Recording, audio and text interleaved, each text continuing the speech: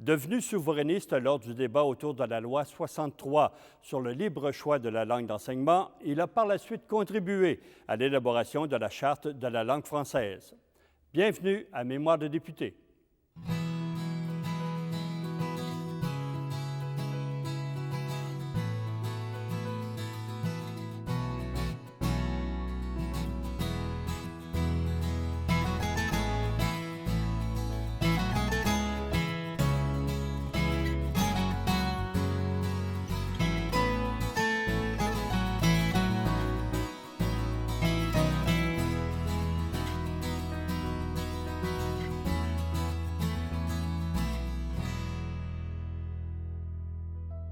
Bonjour, M. O'Neill. Bonjour. M. O'Neill, par quel cheminement ou à la suite de quels événements, peut-être, êtes-vous devenu souverainiste?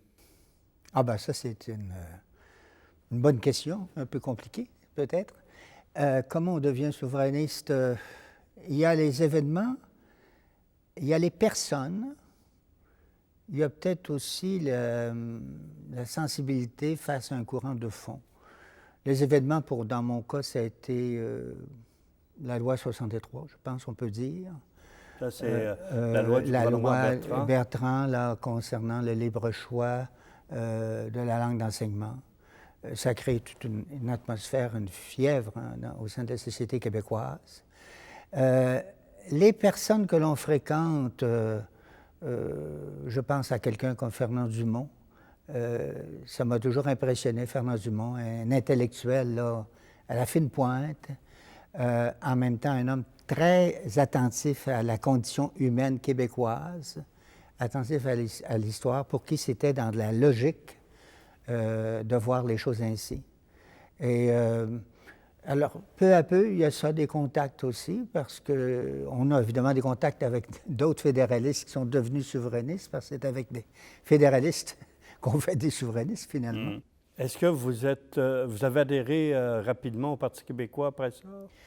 J'ai adhéré seulement en 70. Ouais, seulement en 70. Avant ou après les élections? Après les élections, évidemment, j'étais déjà un adhérent, quelqu'un qui appuyait le parti avant, là. Mais j'ai adhéré comme membre après les élections de 70. Et là, est-ce que vous avez été un militant très engagé au sein du parti? Comment ça s'est fait? J'ai participé à un moment donné à quelques activités locales. J'avais participé aussi occasionnellement à des activités à Montréal. Je sais qu'il y avait à ce moment-là, si je me rappelle bien, il y avait le conflit de la presse, il y avait le conflit de la liberté de presse aussi. Là, il y avait des choses. Et là, j'ai pris des contacts avec des gens de la région de Montréal. Et finalement, d'ailleurs, c'est comme ça que tout à coup, l'engagement politique est venu. Il est venu suite à des contacts que j'avais comme ça eu à Montréal, de gens qui tout à coup m'avaient entendu parler dans une assemblée et qui ont semblé intéressés à moi et m'ont offert cette candidature qu'on peut qualifier de insolite, on peut dire, d'aller se présenter dans le comté de Mercier face à M. Robert Bourassa. Mais vous, contre M. Bourassa, c'était un comté. Est-ce que vous étiez désavantagé aussi par, je dirais, le portrait socio-économique de l'électorat? C'est un mélange, le comté de Mercier. Remarque, le comté de Mercier n'a pas aujourd'hui tout à fait les mêmes frontières qu'il avait. Mais c'était un comté intéressant dans sa composition francophone, populaire. C'était un comté qui posait certaines difficultés parce que c'était une époque où les minorités, les groupes ethniques étaient plutôt méfiants à l'égard du Parti québécois. C'est le problème qu'a réglé Gérald Godin après, parce que lui, il a développé des contacts sur place, et nombreux, qui fait que tout à coup, il y a eu, par exemple, l'appui de la communauté grecque. Et il y avait, d'autre part, du côté Est, là, une partie que je qualifierais à l'époque un peu plus bourgeoise, disons, moins attirée par cette idée d'indépendance. Parce qu'à ce moment-là, remarquez, on parlait bien très clairement d'indépendance dans le vocabulaire, ça avait une primauté sur le mot souveraineté. Tu sais. Mais c'était un comté intéressant, hein, d'une façon. Et en même temps, évidemment, il y avait le problème, bien sûr, que quand on est face au premier ministre, là, c'est un peu plus... l'expérience devient plus difficile. Hein. Les possibilités de perdre sont plus grandes. Oui, c'est ça. Quoi qu'on avait réussi un bon score. Je pense que j'avais perdu par 2000 quelque chose comme ça, ce qui était fort honorable dans les circonstances, il me semble. Et quelles leçons, quelles conclusions vous avez tirées de votre première expérience en 1973? J'ai envie de dire d'abord, au plan de Montréal, la découverte d'un milieu et d'une ville, la découverte d'une condition de vie québécoise dont j'étais loin. Hein. J'arrivais de Québec, là, c'est le cas de le dire. Et là, la découverte en même temps d'une montée populaire. Parce qu'il y avait, rappelons-nous, à la même époque aussi, de l'action qui se faisait à l'échelle municipale. Hein. Il faut situer cette élection-là dans un contexte, hein, qui est un contexte où il y a des changements de toutes sortes qui se produisent. Et disons que moi, ça m'a fait connaître ces choses-là, faire connaître les gens, ça m'a fait connaître de plus près des conditions de vie qui comportaient leur lot de grandes difficultés. Et ça fait du bien à quelqu'un qui est dans une université de connaître ça, là, de près comme ça. Là. Sur le terrain. Sur le terrain.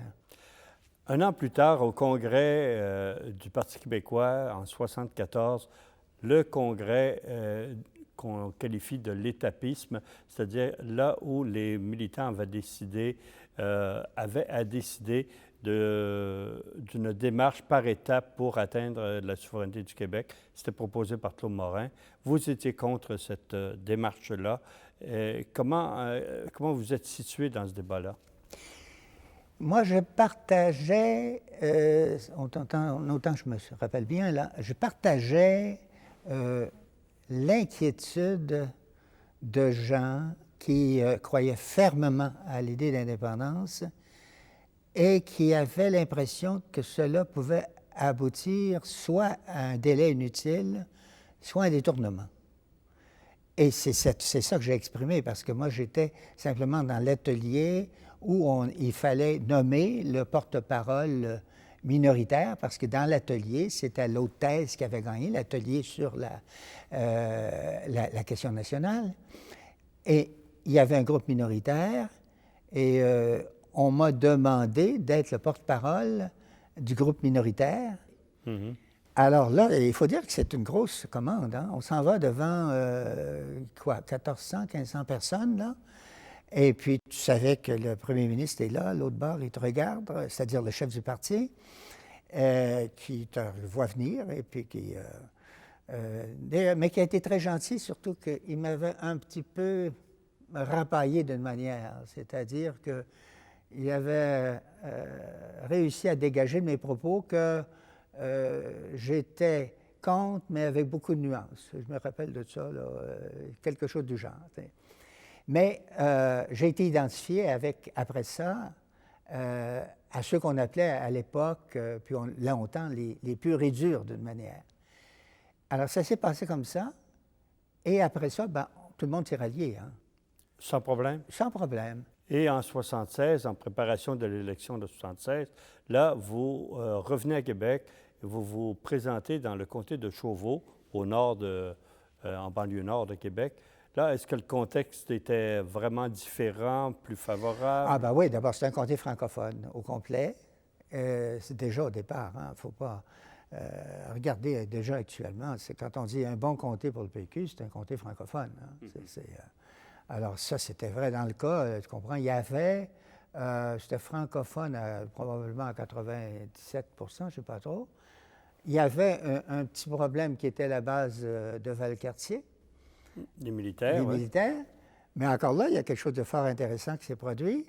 C'est que dans les bureaux de scrutin des militaires, quand c'était les bureaux des officiers, quand arrive la journée de l'élection, on était minoritaire, on n'a pas gagné.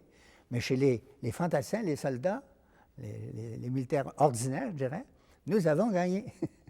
même à Valcartier. Mhm. Ce qui montre que finalement, les Québécois qui sont dans l'armée ressemblent beaucoup aux Québécois du milieu auquel ils appartiennent. Et l'électorat était composé de col bleu, Et beaucoup de... Il y avait, c'est l'électorat là, qui ressemble beaucoup à celui qu'on retrouve aujourd'hui, ce qu'on appelle dans la couronne de Montréal. C'est un énorme, à l'époque, c'était un énorme comté, c'est très grand. Hein? Ça partait de Saint-Augustin, ça allait jusque vers Charlesbourg, ça montait à Valcartier-Village. Hein? C'était grand, ça. Mais c'était globalement francophone et je dirais pas bourgeois. Ça donne une chance. Oui. Est-ce que vous voyez des signes encourageants en cours de campagne, là, plus on approchait du scrutin, que non seulement pouviez-vous remporter la victoire, mais que le PQ pouvait être porté au pouvoir? C'est curieux comment on vit une campagne, hein? Quand on est comme ça, là, je dirais simple candidat. On est pris dans son milieu, on va à l'extérieur très occasionnellement. Par exemple, on est demandé pour une émission à Radio-Canada, supposons, des choses comme ça. Mais en dehors de ça, on est là. Et on n'a pas de point de repère, hein? On n'a pas de sondage qui nous viennent nous renseigner. On a un sentiment, tout à coup, que les choses vont plutôt bien. Mais pas de signe évident. Moi, le signe assez clair là, que j'ai eu pendant toute la campagne, laissant entendre que non seulement on gagnait, c'était qu'on gagnait ailleurs, c'est que tout à coup, nous avons eu la visite de M. Lévesque le vendredi qui a précédé l'élection. Et on avait appris que M. Lévesque visitait les bons comtés. Les prenables. Les prenables. Il nous arrive de bonne humeur. Et puis, j'ai d'ailleurs une photo dans ça que je trouve très belle. C'est mon fils qui est présent. Mon fils qui a 15 mois, je pense, à ce moment-là. Arrête un petit peu, là. Moins que ça. Il y a 10-11 mois qui est présenté à M. Lévesque. Et M. Lévesque qui me dit en passant, je pense que ça y est. Et le soir, lorsque les résultats sont sortis, comment vous avez réagi? Est-ce que c'était pour vous une euphorie ou oui, sans situer ça dans un plan historique d'ensemble. Après coup, je l'ai situé plus. Hein. Et dans mes souvenirs personnels au plan politique, moi, je mets sur le même palier, je dirais, le même podium, disons. C'est trois événements qui sembleraient un peu différents, mais qui pour moi sont dans la même lignée historique.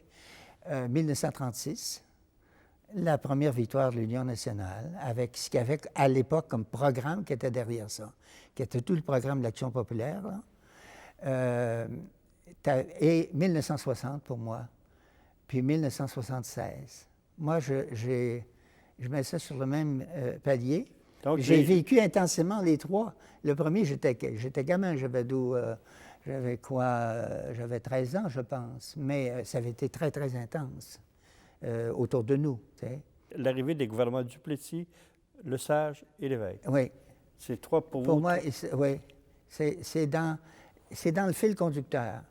D'ailleurs, quand on dit, je pense tout à l'heure, vous disiez comment on devient indépendant, à quel moment on le devenait.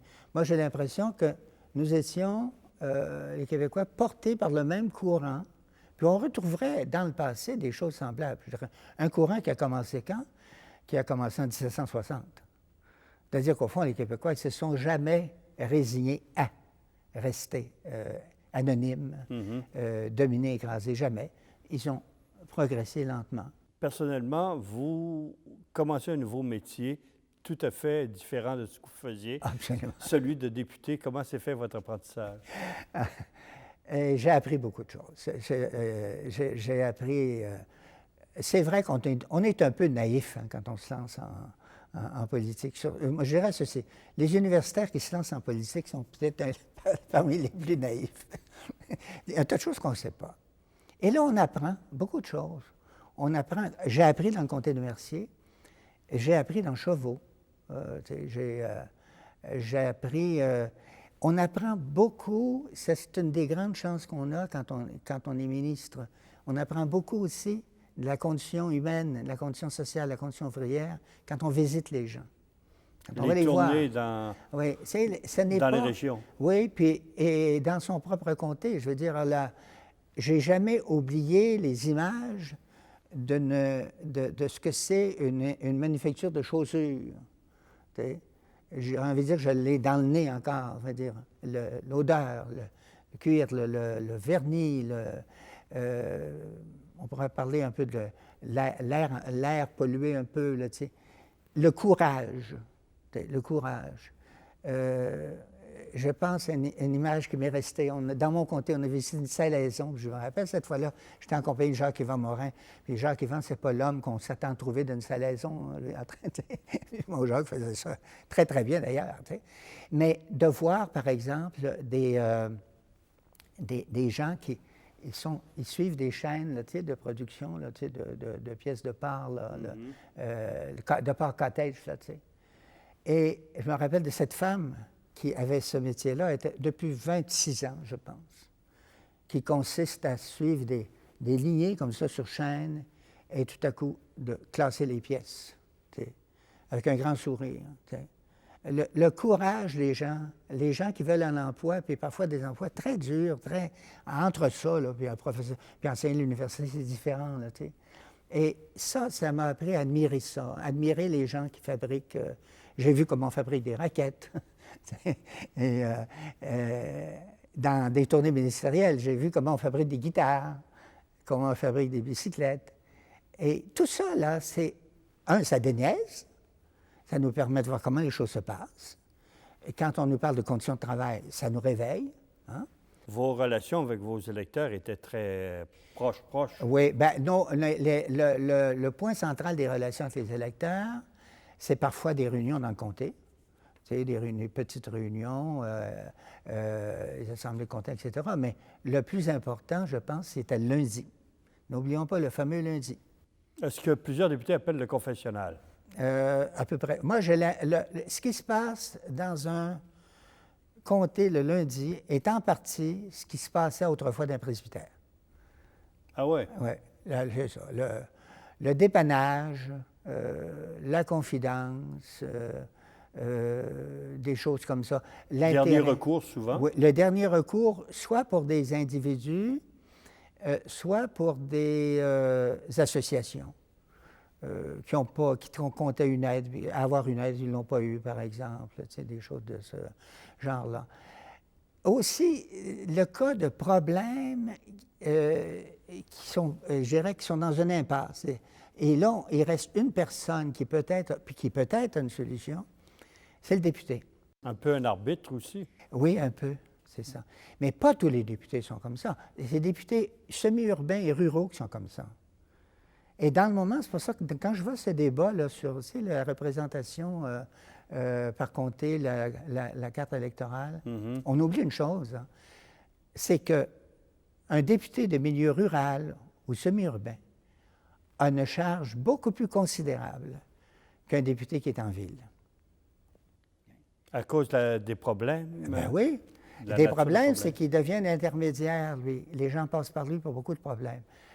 Le député de Jean Talon, il ne pense pas à ça. En plein cœur de la Ville de Québec, lui. D'ailleurs, pensons-y bien, hein? Si le maire de Québec a besoin d'avoir affaire au gouvernement, il appelle qui? Il appelle le premier ministre. Ben oui. C'est un autre style. Maire de Québec, maire de Montréal, oui, c'est il n'appelle pas le député, là. Non. Alors, la réalité, c'est ça. Un député, c'est socialement beaucoup plus important qu'on pense, mais de façon particulière en milieu rural et semi-rural. Et quand on ne tient pas compte de ça, qu'on divise, on dit tant de monde, tant de députés, c'est pas la réalité, ça. C'est beau sur le papier, là. C'est beau dans une cellule de discussion, là, tu sais, ou un groupe de fonctionnaires qui ont décidé, à qui on a demandé de faire la réforme. Pas comme ça que ça marche. Quelques jours après l'élection du Parti québécois en 1976, il y a formation du Conseil des ministres. Vous attendiez-vous à être nommé ministre et comment vous l'a-t-on appris? Je pense que non, je ne m'attendais pas à ça. Je pense que non. C'était des jours où on goûtait la victoire. Et On ne pensait pas à ça. Moi, je pense que je pensais toujours à l'idée que finalement, on avait gagné en vue de l'indépendance. Je pensais à ça. Autrement dit, il y a la question nationale et puis il y a la question du gouvernement. Je pense que je faisais partie des députés très préoccupés par l'avenir de la question nationale. Quand ça arrive d'autre part, ben, tu dis, coudonc, parce que... Ensuite, l'autre chose qui fait que je pense qu'on n'a pas, on n'y pense pas, c'est qu'on ne sait pas qui sont les autres. Hein? Moi, il y a des gens que j'ai connus pour la première fois lorsque M. Lévesque nous a rencontrés tous ensemble une semaine après l'élection. Des gens que je n'avais jamais vus de ma vie dans ça. Et comment c'est arrivé dans votre cas? Ben, tu reçois un petit coup de téléphone, hein? Là, tu commences à avoir des doutes. Hein? Tu reçois un coup de téléphone disant que le premier ministre aimerait te voir. Ça a valu, je pense, à ce moment-là, ici, là, il avait loué une suite à l'hôtel des gouverneurs, je pense, sur René Lévesque, là. Alors, et puis tu arrives là, puis je me rappelle, on attendait, puis tout à coup, j'ai vu passer Garon qui marchait vite d'un sens puis de l'autre. Jean Garon. Il avait l'air Il ne savait pas à ce moment-là que c'était le ministère de l'Agriculture qui allait lui tomber sur la tête. Qui a été une nomination un peu surprenante, puis il a été un remarquable ministre de l'Agriculture. Oui. Et vous, on vous a assigné aux affaires culturelles et aux communications. Oui. Est-ce que vous auriez préféré un autre ministère? Non, je n'avais pas pensé à ça. Culturelle, communication. La communication, ça m'a surpris, et d'autres, parce que je connaissais peu de choses. Hein. Et dans la pratique, c'est un ministère que j'aimais beaucoup. Ah oui? Oui, beaucoup. Oui. Commençons par les affaires culturelles. À quel dossier vous êtes attablé là, dans les premiers mois? Les premiers dossiers dont il a été question, et ça a été... il y a eu la question des conseils de la culture, il y a eu la question du réseau des bibliothèques de près. Il y avait je ne sais pas où c'est rendu maintenant ces dossiers-là, parce qu'aujourd'hui, on s'aperçoit en voyageant à travers le Québec, il y a beaucoup de petites bibliothèques municipales, mais à notre époque, il y en avait peu. Hein? Et aujourd'hui, je trouve ça beau. D'ailleurs, souvent, c'est le presbytère qui est devenu une bibliothèque, parfois c'est l'église, parfois c'est la petite école, etc. Mais à l'époque, hein, il y avait beaucoup de municipalités qui n'avaient pas ce service-là. Il y avait le service qu'on appelait la Bibliothèque centrale de prêt. Hein? C'est-à-dire, il t'arrive une cargaison de volumes qui sont là pour X semaines, puis après ça, ça va ailleurs, puis ça circule. Il y avait un endroit où les volumes circulaient par bateau. Puis un autre endroit que j'ai visité, c'était une roulotte. Alors, ça a été un système de... Ça se promenait comme ça, de région en région? Oui, c'est ça. Il y en avait plusieurs sur le territoire. Ça a été une très belle invention. Je ne sais pas qui l'a fait, et qui mettait à la disposition des gens des livres qu'ils n'auraient jamais pu emprunter autrement, c'est sûr. Hein? Écoute, tu as une goélette qui arrive avec sa livraison à Blanc-Sablon, puis avoir passé d'un mois, alors les gens ont un mois pour lire. Mais c'était beau comme invention. Je dirais que, j'ai envie de dire, c'est une belle invention de peuple pauvre, d'une manière.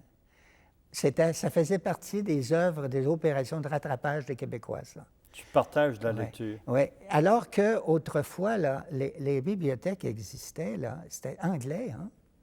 C'était des anglophones qui fondaient ça. Ça m'avait frappé quand on allait aux États-Unis. On arrivait à l'époque, là, il y avait des petites bibliothèques dans la Beauce, il n'y en avait à peu près pas. Aujourd'hui, là, c'est changé. Tu arrives à Jackman, c'est un lieu de rendez-vous des bûcherons qui prennent le bois, il y a une bibliothèque. C'est humble, c'est petit, mais elle est là. Il y avait aussi la politique du développement culturel. Oui, mais le gros dossier, c'est le livre blanc sur le développement culturel et c'est la loi 101. Moi, si on me dit quel est mon grand souvenir du temps où j'étais aux affaires culturelles, c'est la loi 101. Vous y avez travaillé de proche? Beaucoup. Bien, écoutez, je faisais partie de ce qu'on appelait ça, le ministère d'État aux affaires culturelles. Hein? sous la direction de, je pense que c'était, c'était le docteur Lorrain, faisait partie de ça le ministre de l'Éducation, le ministre des Loisirs et Sports, Claude Charron, le ministre des Affaires culturelles, donc, et des Communications. Et c'était, à un moment donné, le dossier principal, c'était la préparation du livre blanc et ensuite la loi 101. Et la loi 101, c'était non seulement que ça nous prenait beaucoup, mais ça nous prenait beaucoup de temps, mais ça nous prenait beaucoup de cœur. Parce qu'en fait, la loi 101, c'est ce qui incarnait l'ouverture vers la souveraineté. Symboliquement, là. À partir du moment où le Québec devient officiellement un pays français, ben là, tu ne reviens pas en arrière, là. Hein?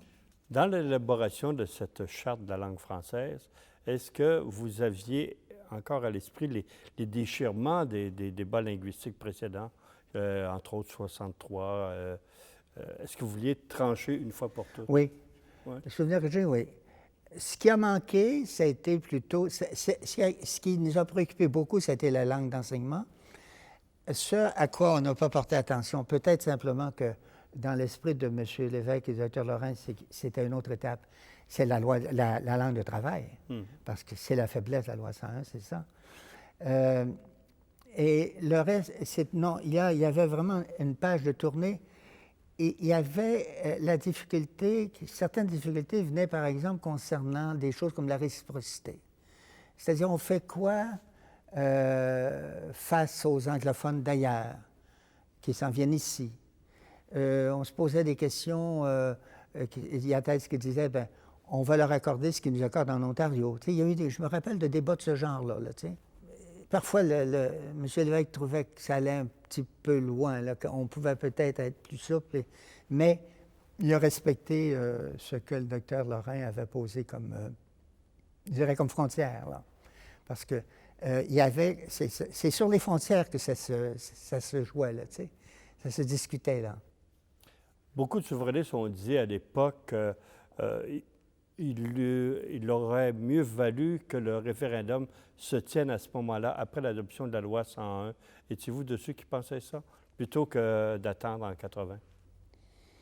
Est-ce que j'étais de ceux qui pensaient ça? J'étais sûrement de ceux qui pensaient que ça devait se tenir vite. Ça, oui. Mais à peu près ça, après la loi 101. Oui, à peu près, tu sais, parce qu'il avait créé toute une atmosphère. Monsieur le député de Chauveau. Madame la Présidente, le gouvernement du Québec demande à la Nation un mandat pour négocier avec le reste du Canada une nouvelle entente fondée sur l'égalité des peuples. Quoi qu'il y avait une atmosphère très intéressante aussi qui s'était créée dans le débat sur la loi référendaire. Parce qu'il y a eu un débat, la loi référendaire, qui a été fiévreux. Hein? Et si le référendum avait eu lieu là, plus près que ça du débat, peut-être les choses auraient été. Mais encore une fois, je dirais une chose, c'est qu'on ne fait pas l'histoire.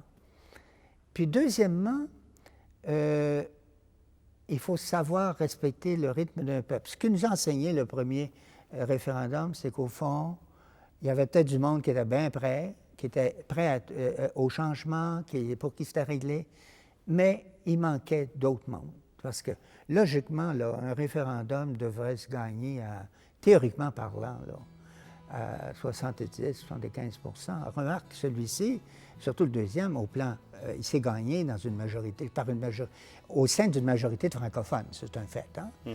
Mais on devrait normalement avoir un mouvement de fond. Mais on ne peut pas inventer le mouvement de fond s'il n'existe pas.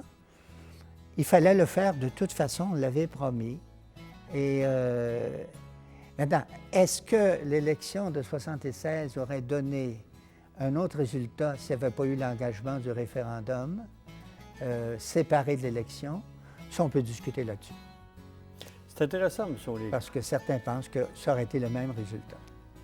On continuera la semaine prochaine. Au plaisir.